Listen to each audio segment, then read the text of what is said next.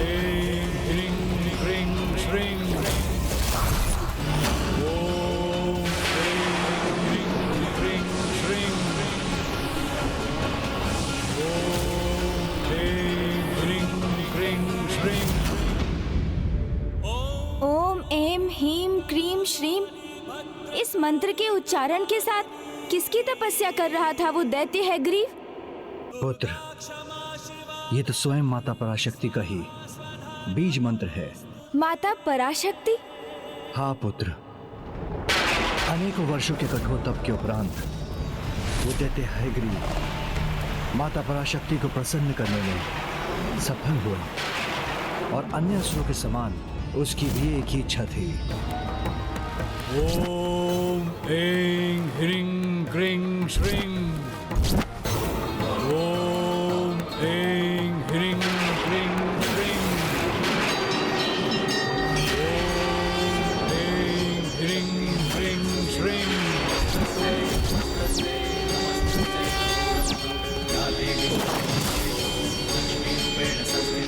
वत्स हैग्रीव, तुम्हारी तपस्या पूर्ण हुई।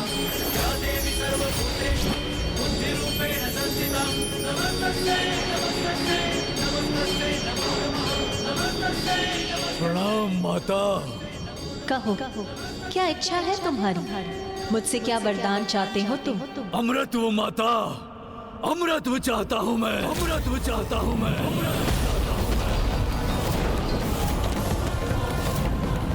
जिसका जन्म होता है उसकी मृत्यु भी अनिवार्य है। यही संसार का चक्र है जिसे भंग नहीं किया जा सकता। इसीलिए तुम मुझसे कोई अन्य वरदान मांग लो। तब हे माताओं की माता पराशक्ति, अपने इस भक्त को वरदान देने की कृपा कीजिए कि इस हैग्रीव का वध हैग्रीव के हाथों ही संभव हो। हैग्रीव के हाथों ही संभव हो।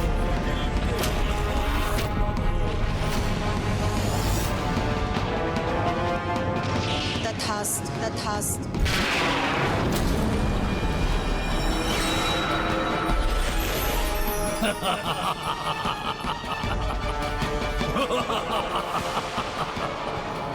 जो चाहा वो पाया मैंने। अनूठा हूँ मैं जगत में, एकमात्र मैं ही हूँ जिसका शीश अश्व का है और तन मनुष्य का। अर्थात कोई नहीं है मेरे जैसा, कोई अन्य हैग्रीव नहीं है समस्त संसार में। तो मेरा वध असंभव है। अमर हो गया मैं, अब मैं अजय हूँ। समस्त संसार पर राज करूंगा मैं और मुझे कोई क्षति नहीं पहुंचा सकता, कोई नहीं। किंतु प्रभु हैग्रीव के पूर्व दैत्य हैग्रीव उत्पन्न हुआ था, जो माता पराशक्ति का वरदान पाकर तीनों लोकों पर अपना आधिपत्य स्थापित कर चुका था। किंतु उसे तो अभी भी संतोष नहीं था। उसे और शक्ति प्राप्त करने की इच्छा थी, तो फिर संसार से उसने उन्हें छीन लिया जिनके लुप्त होने का अर्थ है अज्ञानता के अंधकार का विस्तार।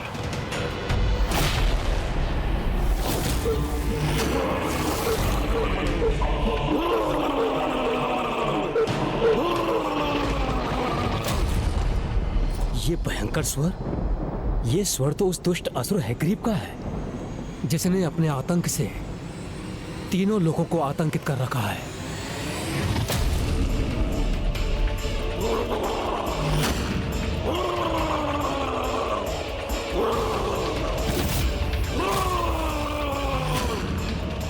अवश्य ये किसी बुरे आशय से यहां आ रहा है।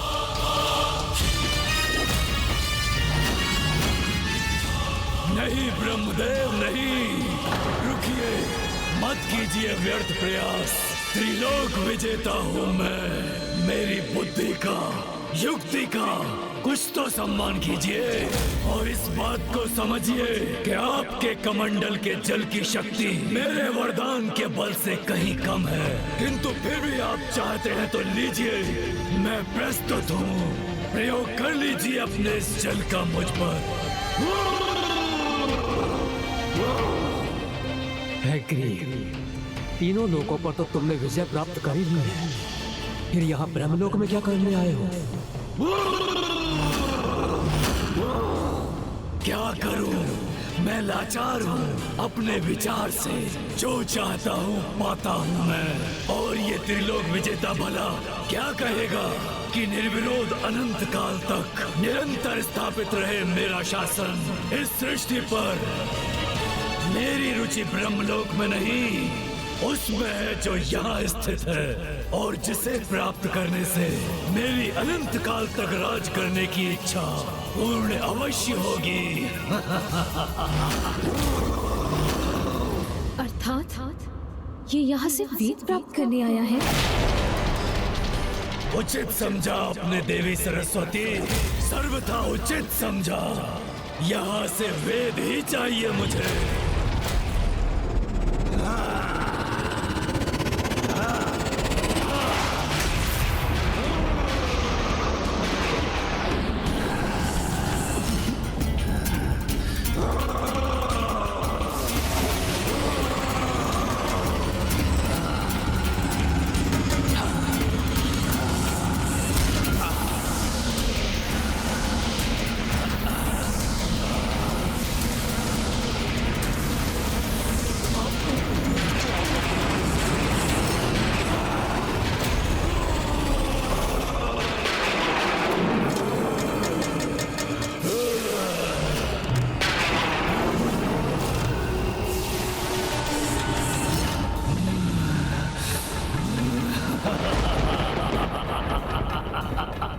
स्वामी, इस दुष्ट ने क्या किया ये? अनर्थ, घोर अनर्थ कर दिया तुमने। वेद जो समस्त ज्ञान के स्रोत हैं, जो स्वयं माता पराशक्ति से मुझे सृष्टि के सृजन हेतु प्राप्त हुए थे, उन्हें तुमने छीन लिया, अपने में समाहित कर लिया। हैग्रीव, वेद मुझे वापस लौटा दो, उन्हें अपने साथ ले जाने का विचार त्याग दो। हैग्रीव। ब्रह्मदेव, मैंने कहा ना, मैं लाचार हूँ अपने विचार से। किंतु आप चिंता मत कीजिए, आपसे भी कहीं अधिक माता के ये बहुमूल्य उपहार मेरे पास सुरक्षित रहेंगे। मुझसे कोई नहीं हर सकेगा वेद को।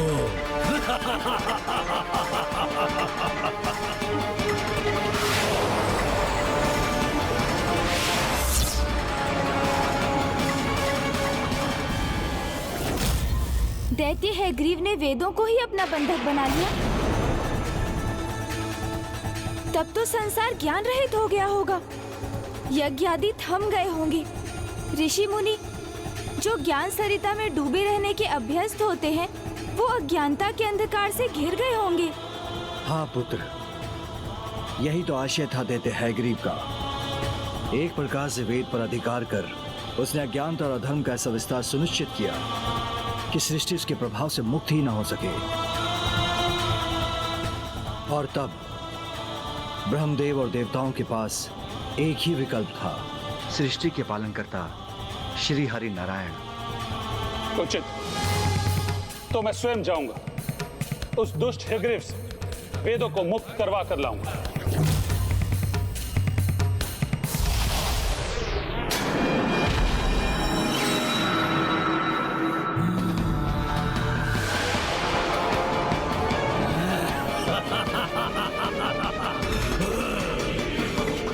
सत्य हुआ मेरा विचार।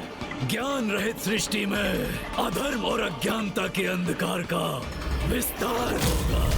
अब तो महानतम दिव्य देवता भी मुझसे संघर्ष करने आ जाएं, तो वो भी मुझे अपने इस सिंहासन से नहीं डिगा सकेंगे।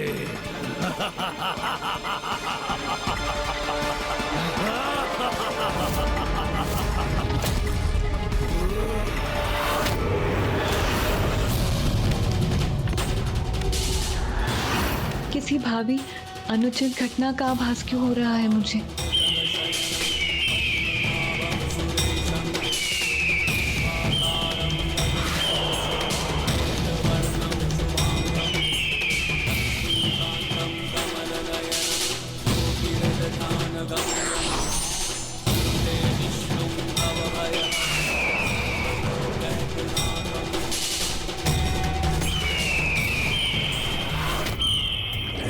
ने अपने वरदान का उल्लेख किया था।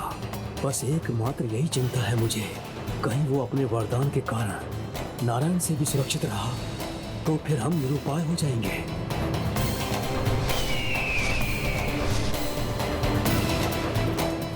मैं आपको श्राप देती हूँ कि आपका शीश जो मेरी ओर देखने के लिए मुड़ न सका, वो शीश अपने तन से विलग हो जाए। आज आपने जो भी कहा वो भी मेरी इच्छा के अनुसार ही हुआ। किसी बड़े अनिष्ट की आहट सुनी हो मैंने, ऐसा क्यों लग रहा है मुझे? ऐसा क्या छिपा है भविष्य के गर्भ में?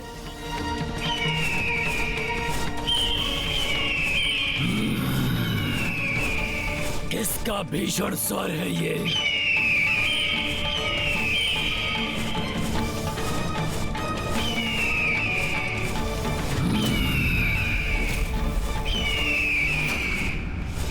ओहो, नारायण तो ये आ रहे हैं। उचित है, आने दो इन्हें भी। इनकी पराजय से एक और लोग मेरे अधीन हो जाएगा एवं और बढ़ेगी मेरे सिंहासन की प्रतिष्ठा। ब्रह्मदेव एवं अन्य देवतागण कुछ नहीं कर सके तो उन्होंने आपको यहाँ भेज दिया, किंतु कदाचित आपको ज्ञात नहीं, समस्त ब्रह्मांड में ऐसा कोई नहीं जो मेरा वध कर सके। अनंत काल तक राज करूंगा मैं इस सृष्टि पर और कोई भी मुझे क्षति नहीं पहुंचा सकेगा। हैग्रीव, भ्रम है तुम्हारा। जिसका भी आरंभ हुआ है उसका अंत निश्चित, और तुम्हारे जैसे दुष्ट तो अपने अंत को स्वयं आमंत्रित करते। अच्छा नारायण, तो मैंने स्वयं आमंत्रित किया है अपने अंत को, किंतु मेरा अंत तो असंभव है। फिर उसे कैसे संभव करेंगे आप? जब भी किसी को अपनी शक्तियों पर अनुचित अहंकार हुआ है तब तब उसका विनाश निश्चित हुआ है, चाहे वो कितना भी शक्तिशाली क्यों न रहा। यदि तुम स्वयं को सुरक्षित करना चाहते तो मुझे वो वेद लौटा दो जिनका हरण तुमने किया है, अन्यथा तुम्हारा अंत तुम्हारे समक्ष। अपनी कल्पना की उड़ान मत भरिए नारायण, और ये बताइए कि वेदों को मुझसे छीनेंगे कैसे, क्योंकि उसे तो वही प्राप्त कर सकता है जो मेरे शीश को मेरे तन से विलग करने की क्षमता रखता हो। और ये मुझे भली भांति ज्ञात है कि आप में वो क्षमता कदापि नहीं है।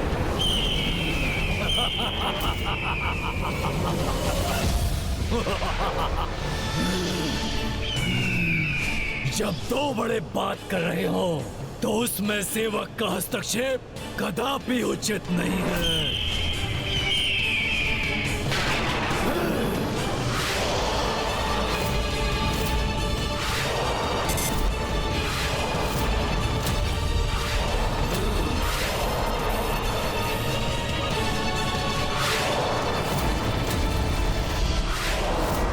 गरुड़ जी,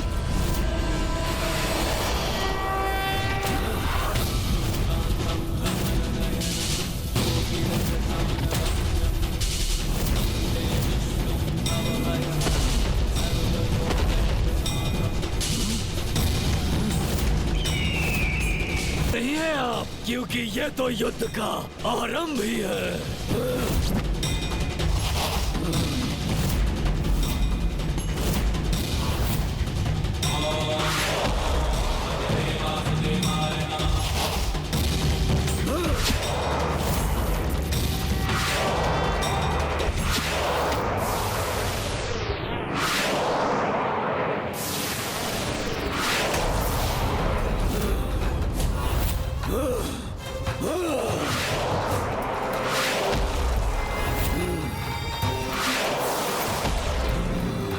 उचित है नारायण, यदि आप युद्ध ही चाहते हैं तो युद्ध ही होगा हमारे मध्य।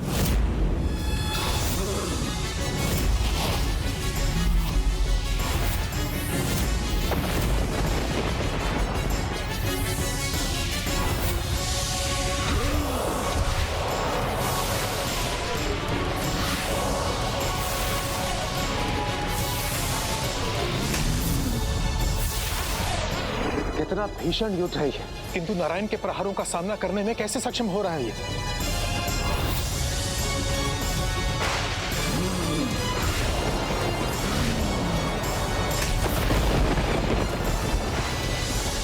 कब अंत होगा इस दुष्ट हैग्रीव के साथ इस भयंकर युद्ध का? और कब मुक्त होगी ये सृष्टि इस दुष्ट के आतंक से?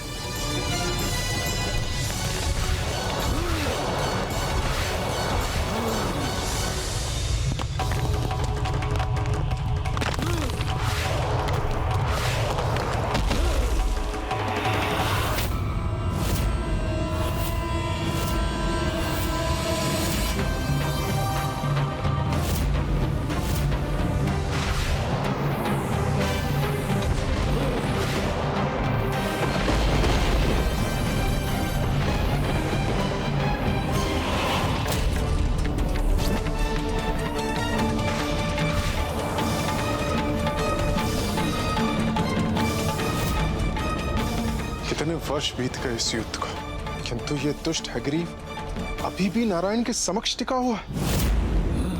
अथक प्रयासरत रहा मैं इस दुष्ट के वध के लिए, किंतु ये तो अब भी स्थित है। कोई लाभ नहीं रहा इस युद्ध का, और अब तो मैं भी अत्यधिक क्लांत हो चुका हूँ।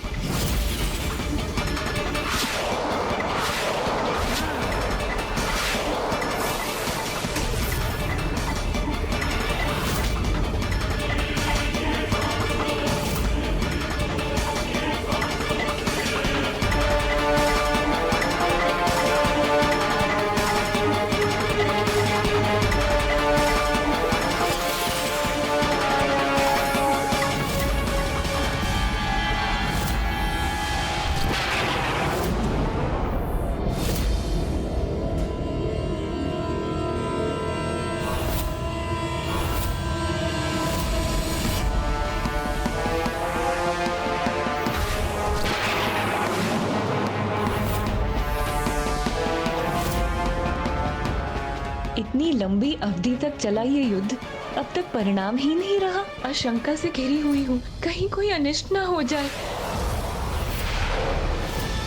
मैं आपको श्राप देती हूँ कि आपका शीश तन से विलग हो जाए। स्वामी को अपने श्राप से श्रापित किया था मैंने, कहीं ये वही क्षण तो नहीं? नहीं, ऐसा अनर्थ नहीं हो सकता।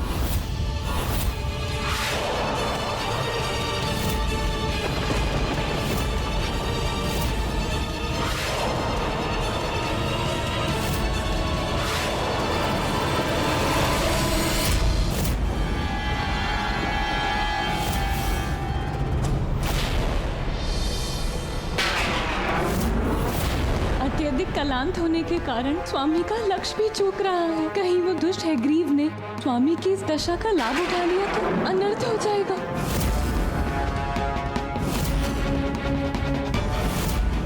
यहाँ तो श्रीहरि नारायण और वासुर हैग्रीव दोनों ही युद्ध करते करते क्लांत हो चुके हैं।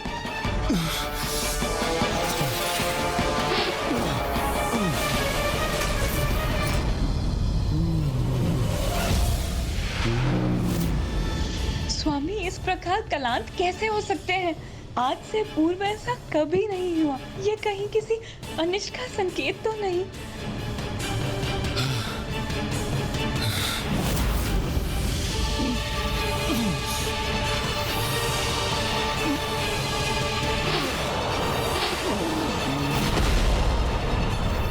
बहुत थकान हो रही है मुझे।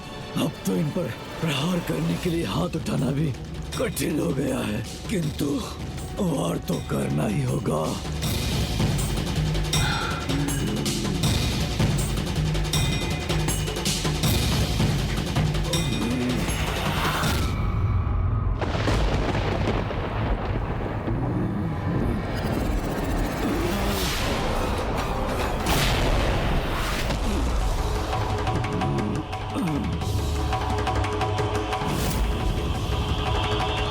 इस युद्ध को आरंभ हुए तो सहस्त्र वर्ष बीत चुके हैं। कब होगा इस युद्ध का अंत?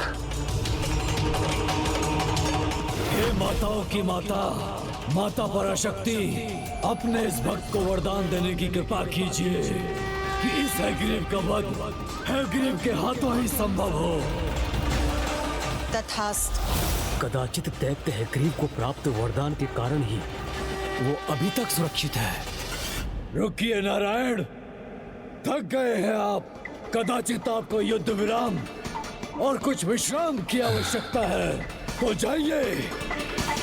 आपको विश्राम करने का समय दिया मैंने। जब आप पुनः युद्ध के लिए तैयार हो तो सूचित कर दीजिएगा मुझे। इसी बहाने मैं थोड़ा विश्राम कर लेता हूँ।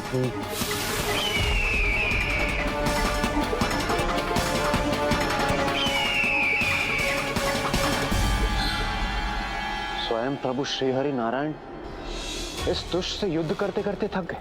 किंतु आश्चर्य है, प्रभु स्वयं इसे पराजित करने में असमर्थ हैं। फिर कौन करेगा इसका वध और कैसे होगी सृष्टि की रक्षा?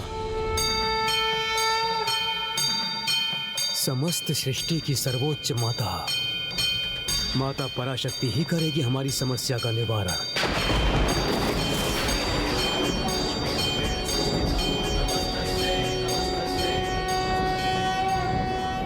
अरुणां करुणां तरंगिनीं ताक्षीं कृतपाशां पुष्पबाणचापां अरुणादिभिरावृतां मयूखैः रथमित्येव विभावये भवानी।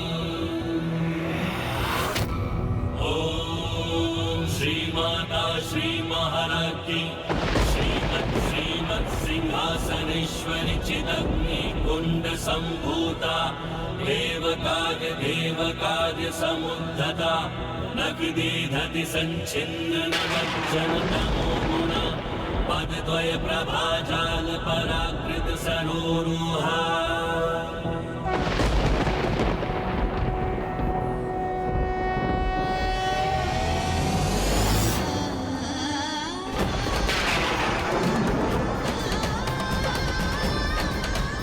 मैं आपको श्राप देती हूँ कि आपका शीश जो मेरी ओर देखने के लिए मुड़ न सका, वो शीश अपने तन से विलग हो जाए। आज आपने जो भी कहा वो भी मेरी इच्छा के अनुसार ही हुआ, और आज की ये घटना इसीलिए अनिवार्य थी क्योंकि इसी घटना से संसार का भविष्य निर्धारित होगा। स्वामी की ये ऐसी दशा मुझसे देखी नहीं जा रही। ये बार बार किस प्रकार की अनहोनी का आभास हो रहा है मुझे।